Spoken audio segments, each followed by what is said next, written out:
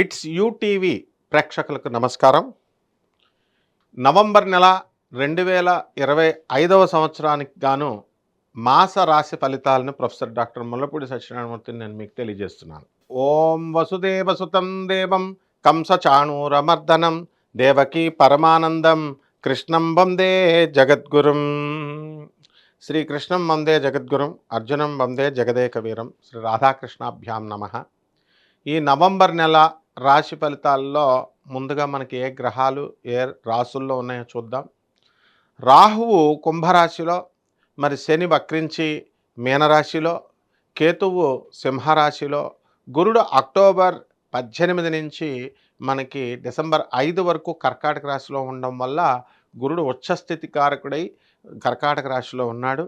ఆ విధంగా ఈ యొక్క రవి తులారాశిలోను, కుజుడు మరి ఈ యొక్క వృశ్చిక రాశిలో, శుక్రుడు కన్యా రాశిలో ఉన్నాడు.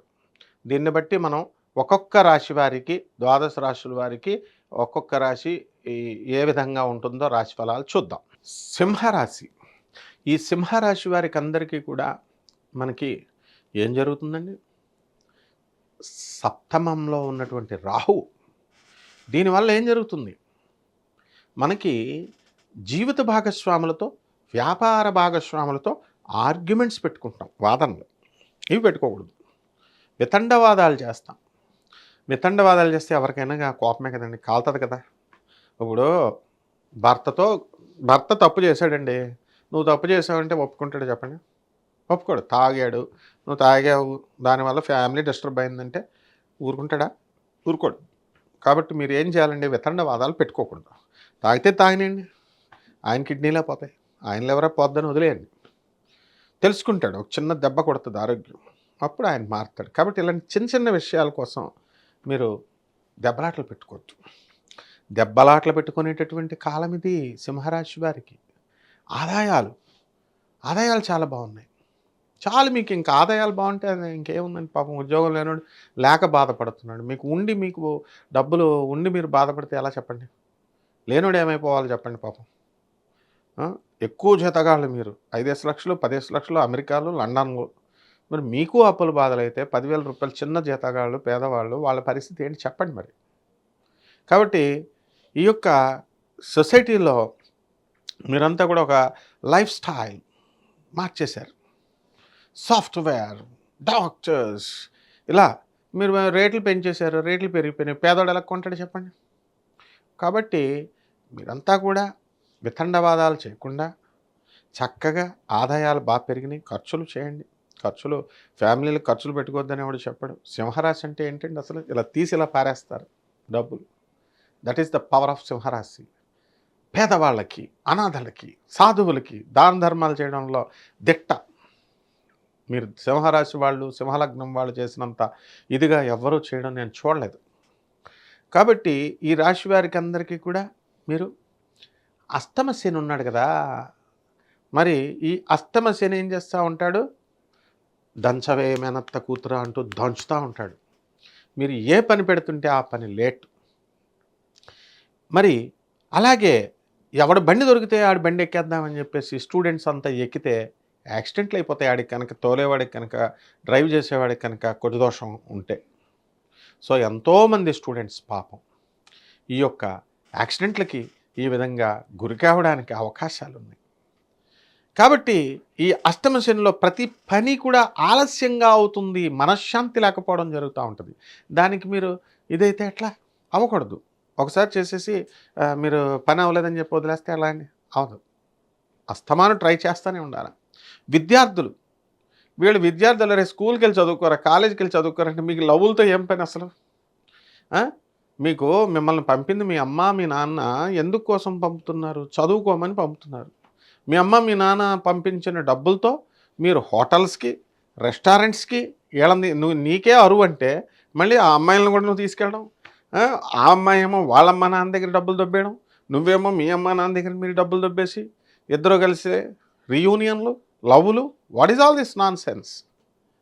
కాబట్టి ఈ సింహరాశి వాళ్ళు ఎట్టి పరిస్థితుల్లో ప్రేమ వ్యవహారాల్లోకి వెళ్తే మనస్తాపం జరగడానికి అవకాశాలు ఉన్నాయి. రూల్స్ ఉంటాయమ్మా, రూల్స్, జ్యోతిషంలో రూల్స్. అష్టమ శని మరి అదేవిధంగా వ్యయంలో గురుడున్నాడండి. సూరిటీలు పెట్టేస్తాం, మేము సంతకాలు పెట్టేస్తాం. ఫ్రెండ్స్ అండి. ఎలాగా ఫ్రెండ్స్ అడిగితే పెట్టకుండా ఉంటే ఎట్లా అండి అని పెడితే కోర్ట్ నోటీసులు వచ్చేస్తాయి అంతే. మొహమాటం ఏముండదు. మీ దగ్గర అప్పు తీసుకునేవాడు డబ్బులు కట్టడు. మీరేదో పాపం సాయం చేయాలని అసలే మీకు ఉదార స్వభావం ఎక్కువ. మీరేదో వ్యాపారం చేసుకుందామని ఓ 2 కోట్లు మీరే అప్పు తెచ్చుకుంటారు. మీ దగ్గర డబ్బులు ఉన్నాయని చెప్పకుండా మీరు ఉండలేరు. మీరు వెళ్ళి వేరే వాళ్ళకి, మీ ఫ్రెండ్స్కి, చుట్టాలకి చెప్పుకుంటారు. వాళ్ళు ఏం చేస్తారు, అసలు ఆ బుద్ధి ఉందా వాళ్ళకి?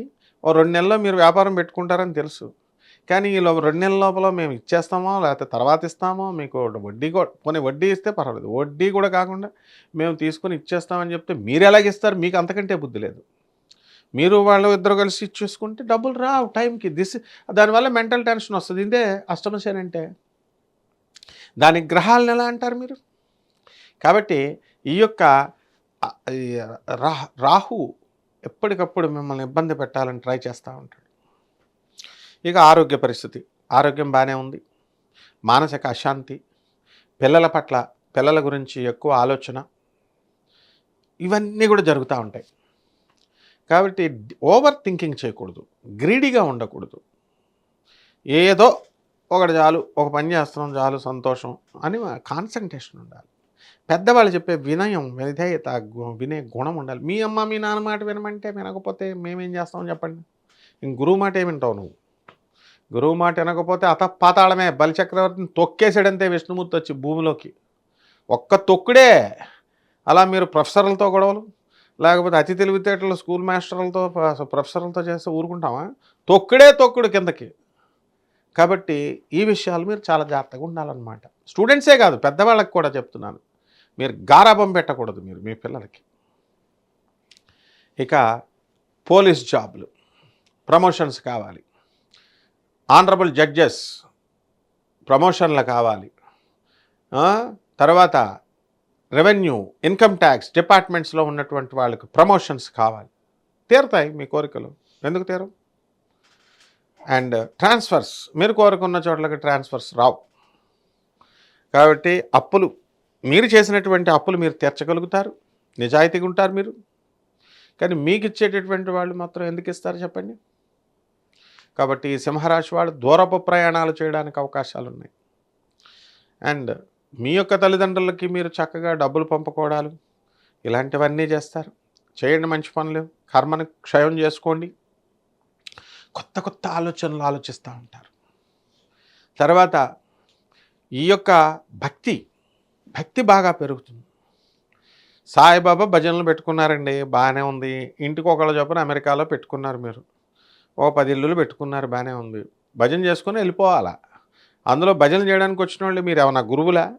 వచ్చి ఆ జీవిత చరిత్రలో బాబా ఉన్నట్టు చదివేసి వెళ్ళిపోతే పర్లేదు. మీరు సొంత ఉపన్యాసాలు ఇస్తే, if you give your own interpretations, then how does it work చెప్పండి.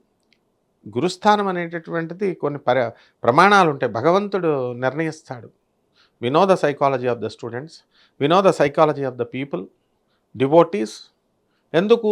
అతి చిన్న కాలం నుంచి మేమంతా కూడా గురువుల దగ్గర పెరుగుతాం. వాళ్ళు ఎలా డీల్ చేయాలి, వాళ్ళ బాధలు ఎలా ఉంటాయి, ఆ సహనం అదంతా టీచర్స్కి ఉంటాయి. టీచింగ్ వృత్తిలో లేనటువంటి వాళ్ళు మీరంతా కూడా ఎలా గురువులు అవుతారు చెప్పండి? How do you know the psychology? So నాకు ఈ ప్రాబ్లం వచ్చిందండి, నాకు కెరీర్లో ప్రాబ్లం వచ్చిందండి అనేటటువంటి కన్నింగ్ ఫెలోస్ కూడా చాలామంది ఉన్నారు. And they never want to pay the astrologer. వాళ్ళకి ఏంటంటే ఫ్రీగా కావాలి, అడ్వైజెస్ కావాలి. సో పురోహితుడికి డబ్బులు ఇవ్వకపోతే నువ్వు ఎలా పైకి వస్తావు? సో పంతుళ్ళకి వాళ్ళు చెప్పింది వినాలి. అండ్ వీళ్ళు కూడా అలాగే తయారయ్యారు. ఎలా అంటే ఎవరిష్టం వచ్చినట్టు వాళ్ళు చెప్పడం. కాబట్టి ఇవన్నీ ఎందుకు జరుగుతున్నాయి ఈ కన్ఫ్యూజన్స్ అంటే రాహువు. That is what I'm going to conclude. ఇవన్నీ కూడా కన్ఫ్యూజన్, ఇన్ఫాక్చుయేషన్ అండ్ హాలుసినేషన్, ఇవన్నీ కూడా దీనివల్ల జరుగుతాయి. ఈ రాహు మీకు బాగాలేదు కాబట్టి ఇటువంటి పరిస్థితుల్లో మీరు ఇరుక్కుంటారు. That's what I'm going to say. ఇకపోతే స్థలాలు కొనుక్కోవాలండి. స్థలాలు కొంటారు, రైట్, బాగుంది, పరిస్థితి అంతా బాగుంది. ఒక్క పిల్లల నుంచి మీకు టెన్షన్ అండి. భార్యాభర్తలు ఇద్దరు ఆర్గ్యుమెంట్స్ తప్ప మిగతా అన్ని విషయాల్లో కూడా బ్రహ్మాండంగా ఉంది. కాబట్టి మనం పరిహారాలు ఏం చేసుకోవాలండి అంటే, ఈ యొక్క సింహరాశి వారికి 2 గ్రహాలు బాగుండలేదు కదా, మీకే తెలిసిపోతుంది. రాహు జపం చేసుకోవాలా, రాహు స్తోత్రాలు చదువుకోవాలా, రాహు కిలోంపావు మినుముల్ని ఆవు పేడ రంగు ఉన్నటువంటి వస్తువులనిచ్చి పేద బ్రాహ్మణులకి శనివారం నాడు ఉదయం 8 గంటలకి దానం చేసుకోవాలా. దశమహావిద్యల్లో ఒకటైనటువంటి బగళాముఖి అమ్మవారి యొక్క హోమాన్ని మీ ఇళ్లల్లో జరిపించుకోవాలా. బగళాముఖి అమ్మవారి యొక్క మంత్రానుష్ఠానాన్ని జపాన్ని మీరు చేసుకోవాలా. ఆ తర్వాత శని కూడా బాగుండలేదు మీకు, కాబట్టి శని జపం చేయాలా, శని స్తోత్రాలు చదవాలా, శనికి కిలోంపావు నల్ల నువ్వుల్ని నల్లని వస్త్రాలని పేద బ్రాహ్మణుడికి శనివారం నాడు ఉదయం 8 గంటల 5 నిమిషాలకు దానం చేయాలా. అలాగే శనీశ్వరుడికి తైలాభిషేకం చేస్తూ వెళ్తారు. మరి ఇలాంటివన్నీ కూడా చేసి చక్కగా శనీశ్వరుని ఓం శనైశ్చరాయ నమః అంటూ మీరు జపం చేసుకుంటే, అలాగే రావి చెట్టు చుట్టూ మంచిగా నీళ్లు పోయండి. ఉత్తుత్తు ప్రదక్షిణలు చేస్తారు ఎందుకండి, ఇంటికి వచ్చినోడికి కాఫీ ఇవ్వాలి కదా. ఆడిస్తే కొంచెం బాగా చెప్తాడు. ఇంటికి వచ్చినోడికి కాఫీ ఇవ్వకుండా కూర్చోపెట్టి ఆడింటికి వెళ్ళి నువ్వు కాఫీ తాగేసి వచ్చేస్తే ఎలా ఉంటుంది. అలా నువ్వు రావి చెట్టుకి నీళ్లు పోయాలి. ప్రదక్షిణ ఉత్తుత్తు ప్రదక్షిణ, నీ ప్రదక్షిణ అవసరమా రావి చెట్టుకి? సో రావి చెట్టు చుట్టూ ప్రదక్షిణలు చేయండి, నీళ్లు పోయండి ఫస్ట్. ఆ రావి చెట్టుకి చుట్టూ ఓం శనైశ్చరాయ నమః, ఓం రాహవే నమః అంటూ చేయండి. చూసుకోండి మీ జాతకం నవంబర్ నెల ఉంటుందో. శుభమస్తు.